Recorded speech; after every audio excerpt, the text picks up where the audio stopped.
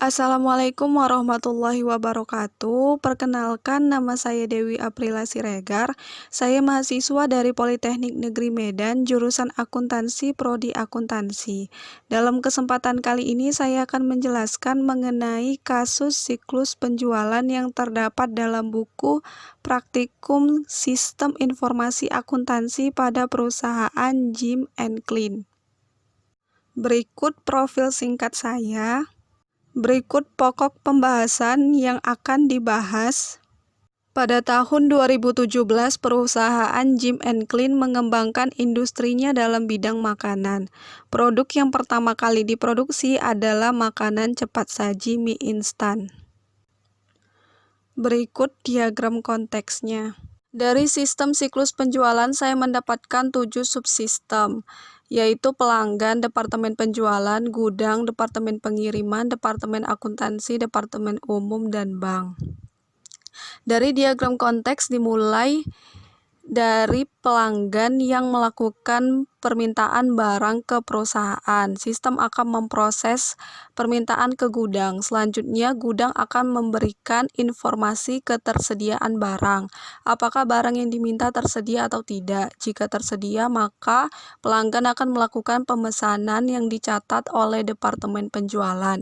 Kemudian, departemen penjualan akan mencetak 7 bagian pesanan penjualan yang terdiri dari salinan untuk pengeluaran persediaan, salinan untuk slip pengepakan, salinan untuk faktur, salinan untuk buku besar, dan 3 salinan untuk file pesanan, salinan pengeluaran persediaan, salinan slip pengepakan, dan 1 salinan file pesanan akan dikirim ke gudang.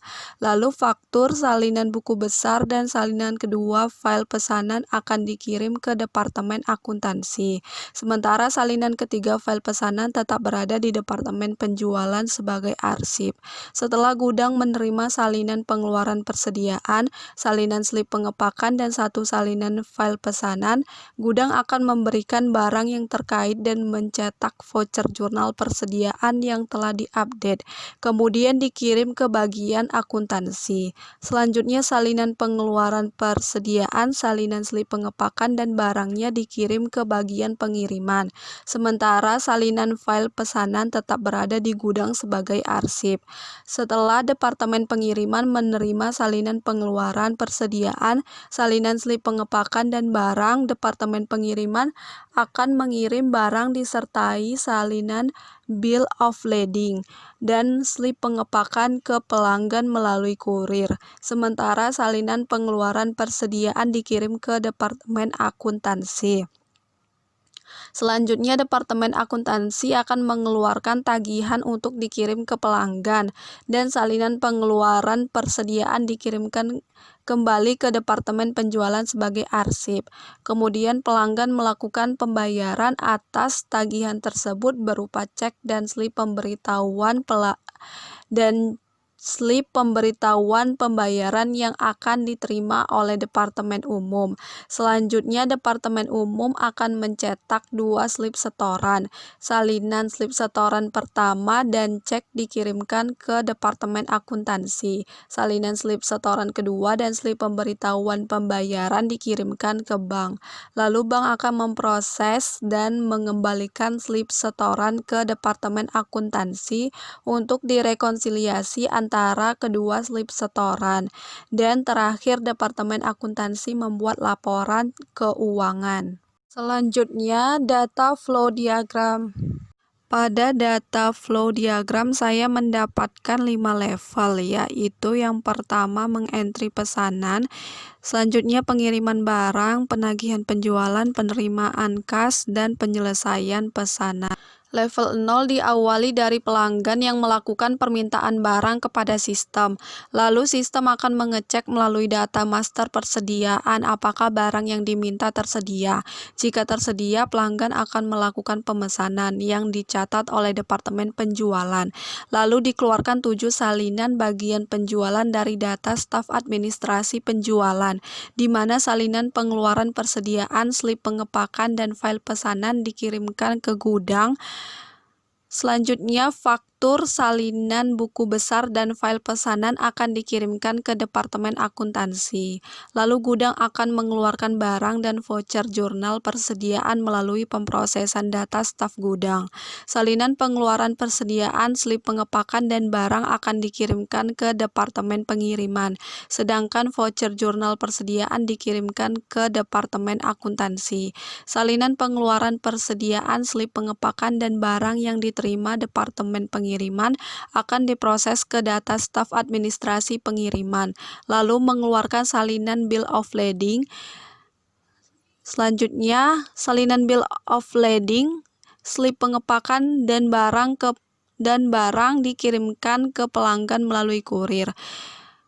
Faktur, salinan buku besar dan file pesanan, kemudian voucher jurnal persediaan diterima oleh Departemen Akuntansi, diproses dengan data staf piutang dan data supervisor akuntansi untuk diupdate piutang, serta membuat tagihan yang dikirim ke pelanggan. Salinan pengeluaran persediaan dikembalikan ke Departemen Penjualan. Nah, pelanggan yang melakukan pembayaran berupa cek dan slip pemberitahuan pembayaran diterima Departemen Umum. Lalu dengan data sekretaris bagian umum akan diproses 2 slip setoran yang dikeluarkan Departemen Umum. Salinan slip setoran dan cek dikirimkan ke bank. Salinan slip setoran dan slip pemberitahuan pembayaran dikirimkan ke Departemen Akuntansi. Bank akan memproses dan mengembalikan salinan slip setoran untuk kemudian direkonsiliasi oleh Departemen Akuntansi atas 2 slip setoran dan data slip pemberitahuan pembayaran menghasilkan laporan keuangan. Selanjutnya DFD level 1. Pada DFD level 1, pelanggan akan melakukan permintaan barang. Sistem akan mengecek data master persediaan apakah barang tersedia. Jika tersedia, maka membuat pesanan. Kemudian proses selanjutnya mencetak dokumen penjualan dengan data staf administrasi penjualan, sehingga mengeluarkan faktur, salinan buku besar, dan file pesanan ke bagian akuntansi. Salinan pengeluaran persediaan, slip pengepakan, dan file pesanan ke bagian gudang. Kemudian proses selanjutnya mengeluarkan barang beserta dokumen penjualan tadi dan voucher jurnal persediaan. Selanjutnya DFD level 2 diawali dengan menerima barang beserta salinan pengeluaran persediaan dan slip pengepakan, kemudian mencetak dokumen pengiriman dengan data staf administrasi pengiriman yang mencetak salinan bill of lading. Proses selanjutnya melakukan pengiriman. Salinan bill of lading, slip pengepakan, dan barang akan dikirim ke pelanggan melalui kurir, sedangkan salinan pengeluaran persediaan dikirimkan ke bagian akuntansi. Selanjutnya DFD level 3 diawali dengan menerima berbagai dokumen yaitu faktur, salinan buku besar, dan file pesanan, voucher jurnal persediaan dari bagian akuntansi, dan salinan pengeluaran persediaan dari bagian pengiriman untuk kemudian dilakukan penetapan harga. Selanjutnya dengan data staf administrasi piutang membuat tagihan. Dan yang terakhir mengirimkan tagihan ke pelanggan dengan mengecek data supervisor akuntansi, kemudian mengembalikan salinan pengeluaran persediaan ke bagian penjualan. Selanjutnya DFD level 4 diawali dengan menerima pembayaran dari pelanggan berupa cek dan slip pemberitahuan pembayaran, kemudian membuat slip setoran dengan data sekretaris bagian umum. Selanjutnya mengirimkan setoran yang terbagi menjadi 2, salinan setoran dan cek dikirim ke bank. Salinan slip setoran dan slip pemberitahuan pembayaran dikirimkan ke bagian akuntansi. Selanjutnya DFD level 5 diawali dengan menerima slip setoran dari pengembalian bank, kemudian akan direkonsiliasi atas kedua slip setoran dan slip pemberitahuan pembayaran sehingga menghasilkan laporan keuangan. Selanjutnya bagan alir atau flowchart. Flowchart diawali dengan pelanggan melakukan permintaan barang. Selanjutnya akan diproses ke bagian gudang untuk dicek ketersediaan barangnya. Kemudian, gudang akan memberikan informasi persediaan. Jika tersedia, maka pelanggan bisa melakukan pesanan. Nah, pesanan akan di-entry ke departemen penjualan. Departemen penjualan akan mengeluarkan 7 bagian pesanan penjualan. Pengeluaran, persediaan, slip pengepakan, dan file pesanan yang pertama akan dikirimkan ke gudang. Buku besar, file pesanan, dan faktur akan dikirimkan ke departemen akuntansi. Sedangkan file pesanan yang ketiga akan disimpan menjadi arsip di departemen penjualan. Selanjutnya, gudang yang menerima pengeluaran, persediaan, slip pengepakan, dan file pesanan akan mengeluarkan barang yang terkait. Kemudian, gudang akan mengupdate buku pembantu persediaan dan mencetak voucher jurnal persediaan. Selanjutnya, voucher jurnal persediaan ini dikirim ke departemen akuntansi. Kemudian, slip pengeluaran persediaan, slip pengepakan, dan barang dikirim ke departemen pengiriman. Sementara file pesanan akan diarsip di bagian gudang.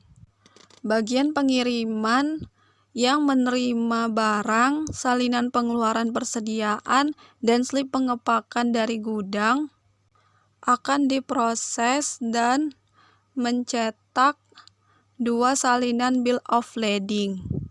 2 salinan bill of lading itu slip pengepakan dan barang akan diberikan ke kurir. Kurir akan memberikan 1 salinan bill of lading, barang dan slip pengepakan ke pelanggan, sementara salinan bill of lading lainnya akan disimpan. Kemudian salinan pengeluaran persediaan akan dikirim ke bagian akuntansi sebagai bukti pengiriman. Selanjutnya, departemen akuntansi menerima faktur, salinan buku besar, dan file pesanan yang kemudian dilakukan update jurnal penjualan dan mencetak voucher jurnal penjualan. Faktur, salinan buku besar, dan file pesanan akan disimpan sementara sampai salinan pengeluaran persediaan dari bagian pengiriman diterima. Ketika salinan pengeluaran persediaan telah diterima, maka akan ditetapkan harga. Kemudian dibuat tagihan. Nah, tagihan ini akan dikirim ke pelanggan.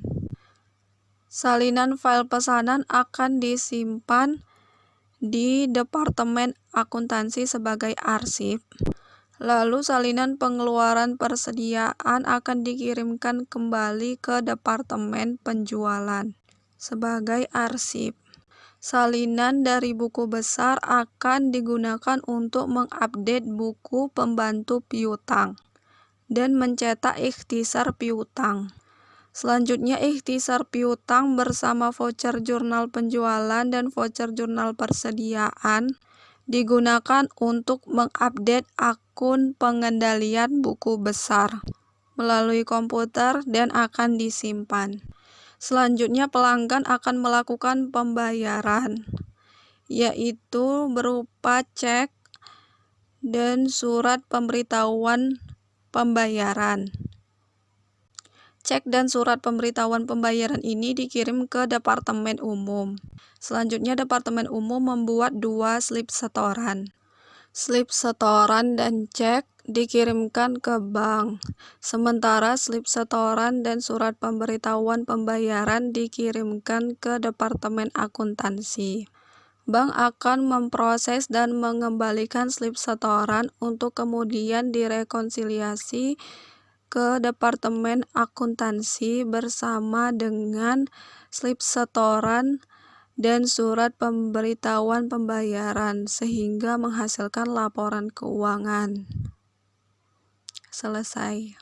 Selanjutnya, kelemahan dan saran sistem pengendalian internal perusahaan. Kelemahan sistem pengendalian internal perusahaan. Yang pertama, tidak ada pengawasan terhadap kredit yang dilakukan pelanggan.